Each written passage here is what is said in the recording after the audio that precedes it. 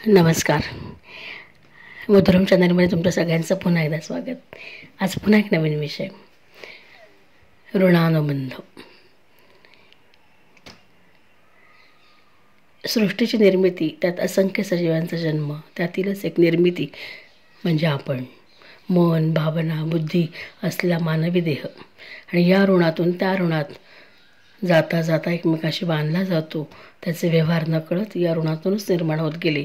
अशा प्रकारचे ऋणानुबंध तयार होत एक व्यक्ती दुसऱ्याशी काहीतरी ऋणातून एकमेकांना जोडली जाऊ लागली. मग त्यात नातेसंबंध असे भावनिक शब्द तयार होऊ लागले, तयार झाले असावेत असं म्हणूया. प्रत्येकजण काहीतरी ऋणातूनच एकमेकाशी बांधला जात असेल का? तर कधी कधी संबंधामध्येही कटुता बघायला मिळते. मग याला काय नाव? असं अनेक प्रश्न मनात होते. एकमेकांबद्दल सहानुभूती, त्यातून निर्माण होणारा स्वार्थ म्हणजे ऋणानुबंध, की केवळ व्यवहार, कर्तव्याचे ऋण फेडण्यास जोडलेली एकत्र आलेली मानवी मन म्हणजे ऋणानुबंध.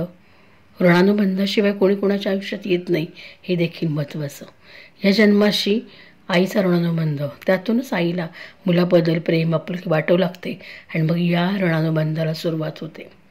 एखाद्या ओघळाप्रमाणे ऋणानुबंध एकमेकात कधी सहानुभूती तर कधी खरं अधोरेखित प्रेम वृद्धिंगत होत ऋणानुबंधाच्या गाठी तयार करत जातं. काही निर्गाठी तर काही सुरगाठी.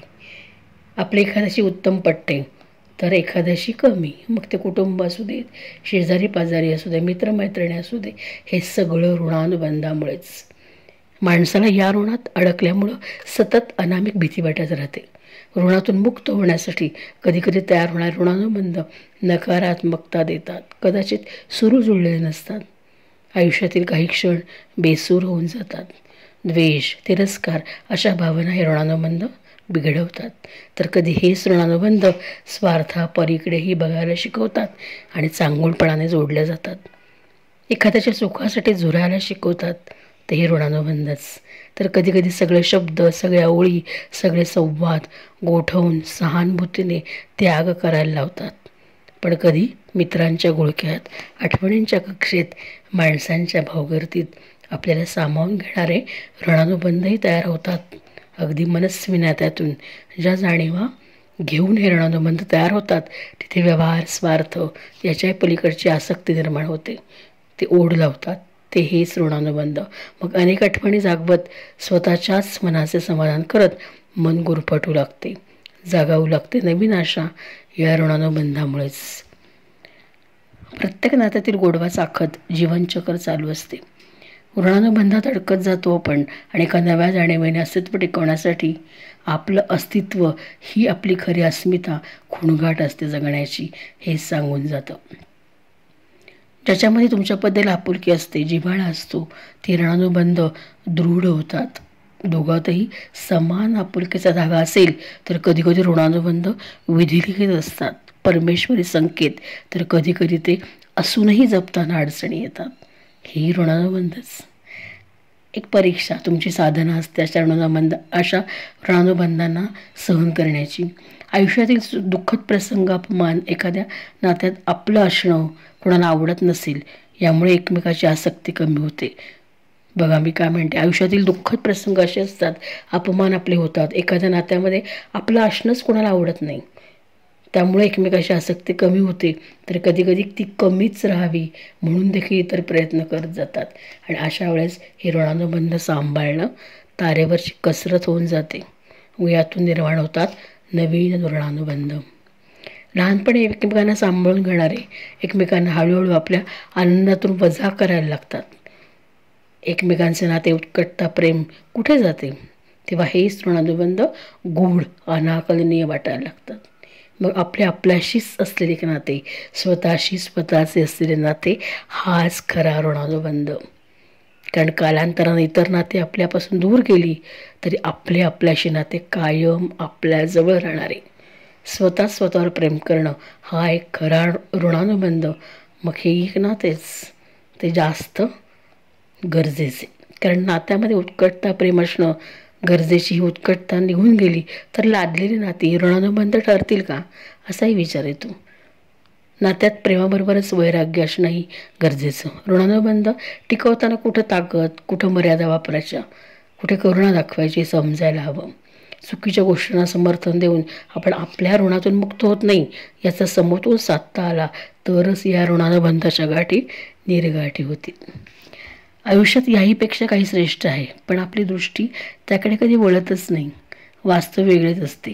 साचेबंद आयुष्य जगताना चालते तेच योग्य असे आपल्याला वाटते आणि आपण वास्तवाकडे पाठ फिरवतो. ऋणानुबंध सत्याकडे जायला शिकवतात, पण मानवी मन पुन्हा या ऋणानुबंधाचे ऋण म्हणूनच जगतात.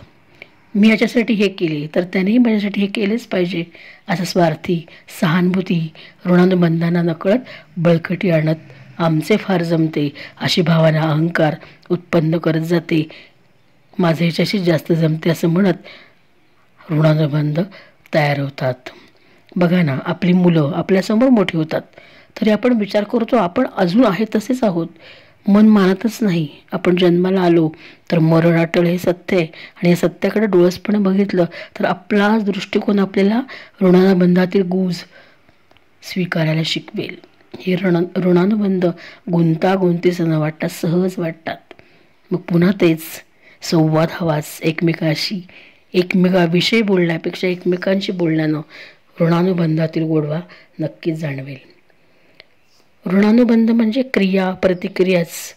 समोरील व्यक्तीच्या प्रतिसादानेच ऋणानुबंध दृढ होतील. मात्र कधीकधी मर्यादा पडणंही योग्यच.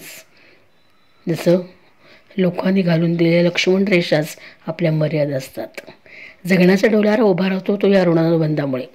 या दोन्ही बाजूंचा विचार, समतोलता आणि सकारात्मकता छापा तर नकारात्मकता काटा असं म्हणूयात. ऋणानुबंध नाण्याच्या दोन बाजू पारखण्याची कसोटीच म्हणता येईल. पण आजकालच्या डिजिटल युगात माणूस एकमेकांपासून दूर गेला हे तांत्रिकदृष्ट्या चुकीचे ठरेल. या व्हॉट्सअप फेसबुकच्या जमान्यात तो खरं तर जास्त जवळ आला, पण पुन्हा तेच मानवी भावनांची मर्यादा तो ओळखू शकेल. एखादी पोस्ट आपल्याला आवडली तर आपण लगेच व्यक्त होतो, क्विक रिस्पॉन्स देतो, लाईक करतो, शेअर करतो. तर कधी अनाहूतपणे तर कधी मुद्दाम उगाच कशाला म्हणून टाळतो. कधीकधी आपला कम्फर्ट झोन, आपले मन एखाद्याचा चांगुलपणा उघडपणे मान्य करतच नाही. मग इथे ऋणानुबंधच. मनस्वी दाद देण्याची वृत्ती तर कधी डिसलाईकही करत नाही. ही मर्यादा, एक्सेप्ट, रिजेक्ट या मानवी भावनाच आजकालच्या काळात फक्त स्वरूप बदललं. हे ऋणानुबंधच. आवडीने व्यवहार शिरस्ता म्हणूनही जपलेले. समूहामध्ये कळपामध्ये मला राहायचे, मला टिकायचे, माझं अस्तित्व, कारण मी एकटा सर्व होऊ शकत नाही भावना. पुन्हा आपल्यातच काहीतरी कमतरता असं आपल्याला इतरांची गरज लागते. हा मनामध्ये असलेला स्वतःच घातलेला एक मानवी शिरस्ता आपण म्हणूया की त्यामुळे सतत मनाविरुद्ध एखाद्या कळपात सामील होणं, त्यांच्याप्रमाणे वागणं हे प्रकारचे खोटे ऋणानुबंधच. पण डिजिटल रूपातही मानवी मनाच्या संकल्पना अबाधितच आहेत. हे ऋणानुबंधच म्हणता येईल. नातेसंबंधांचे मार्केटिंग प्रबोधन करणं गरजेचं आहे का असं वाटलं उगाचच. मार्केटिंगच्या युगात हे गरजेचं वाटते. नातेसंबंधांचं मार्केटिंग करणं गरजेचं आहे. तुम्हाला काय वाटतं? तर असे ऋणानुबंध परमेश्वरी शक्तीच्या रूपात अस्तित्वात आलेले. कधीकधी वाटते लहानपणी रात्रभर जसा पाऊस पडून जातो आणि सकाळी पुन्हा शाळेत जाताना तो थांबलेला दिसतो, निरभ्र आकाश छान दिसतं, तसंच काहीसं मानवी मन आणि नातेसंबंध ऐन बहरात आनंदाच्या क्षणी साथीला असणारे, मात्र परिस्थितीनुसार व्यक्तीनुसार गरजेनुसार बदलत जाणारे. निर्गाढ बनून भेटी नाही झाल्या तरी गाठी बसणं महत्त्वाचं असतं हे पटवून देणारे ऋणानुबंध. पण हळूहळू ही संकल्पनाच लोप पावत चालली आहे का? अर्थात ज्याचा त्याचा अनुभव, पण नात्यातली मग ते कुठलेही असो निरपेक्षताच संपत चालली आहे का असं वाटून गेलं. मग वाटतं कोणत्याही क्षणी आपले मनच आपल्यापाशी आहे. त्याचाच ऋणानुबंध खरा.